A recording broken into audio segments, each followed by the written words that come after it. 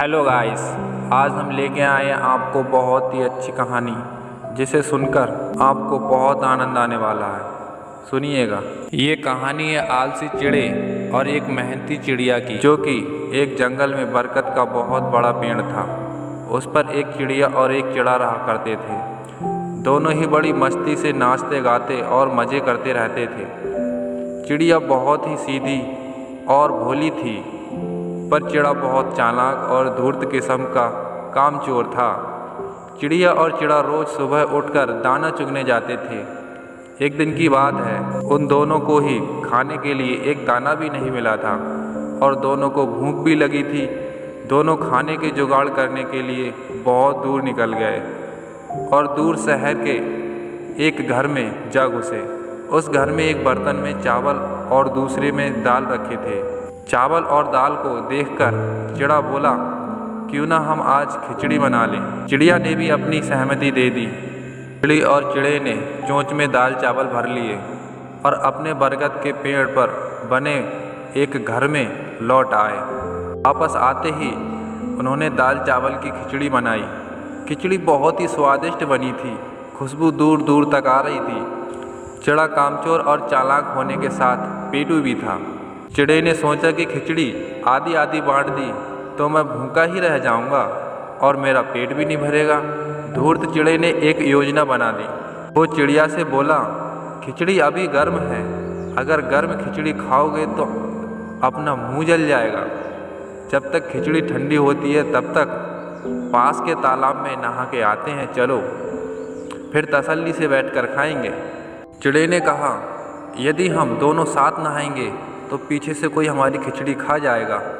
क्यों ना ऐसा करें कि पहले मैं नहाकर आऊं, फिर उसके बाद तुम नहा के आ जाना। ये बोलकर वह तालाब में नहाने चला गया और जल्दी नहाकर आ भी गया और चिड़िया से कहा, तुम जल्दी आना, तब तक मैं खिचड़ी का ध्यान रखता हूँ। जैसे ही चिड़िया नहाने निकली, चिड़ा खिचड़ी पर टूट पड़ा और थोड़ी देर में खिचड़ी चट कर गया और चिड़िया के आने से पहले ही सो भी गया। कुछ देर में चिड़िया नहाकर लौट आई। चिड़िया ने देखा कि चिड़ा आराम से सो रहा है और खिचड़ी का बर्तन खाली पड़ा है। चिड़िया देखते ही समझ गई कि हाँ, ये हरकत चिड़े ने की है। चिड़िया ने गुस्से में चिड़े को जगाया। फिर चिड़ा अनजान बनने की कोशिश कर रहा था, जैसे उसे कुछ पता न हो। चिड़ा बोला, तुम गुस्सा क्यों कर रही हो और नहाने में इतनी देर कैसी लगा दी? मैं तो इंतजार करते करते सो ही गया था, पर अब तुम आ गई हो तो चलो खिचड़ी खा लेते हैं। तो चिड़िया भड़कते हुए बोली, तुम मुझे पागल बनाने की कोशिश मत करो, मैं तुम्हें अच्छी तरह समझ गई हूँ। तुमने तो सारी खिचड़ी पहले से ही ख़त्म कर दी और अब मुझे पागल बनाने की कोशिश कर रहे हो। चिड़ा सफाई पेश करने लग गया कि मैंने खिचड़ी नहीं खाई, ये बिल्कुल झूठ है। मैं सो रहा था और पीछे से किसी और ने खिचड़ी खा ली। चिड़िया बोली, ठीक है, तुम सच बोल रहे हो या झूठ, इसका फैसला हम तीसरे से ही करवाएंगे।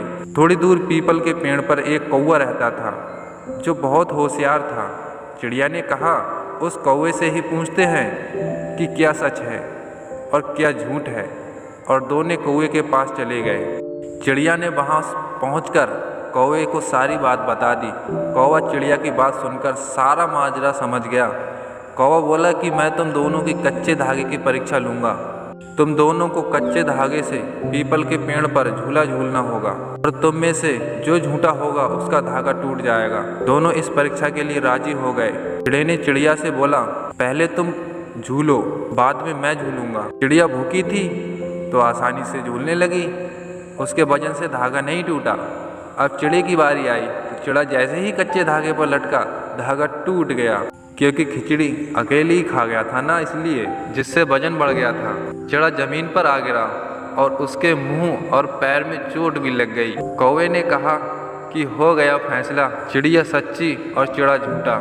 सारी खिचड़ी चिड़े ने ही खाई है। चिड़े ने भी अंत में अपनी गलती मान ली। इसलिए दोस्तों, कहते हैं कि कभी झूठ मत बोलो, क्योंकि झूठ एक न एक दिन सामने आ ही जाता है। ये कहानी आपको कैसी लगी कमेंट में ज़रूर बताइएगा। चैनल को लाइक एंड सब्सक्राइब जरूर करना। धन्यवाद।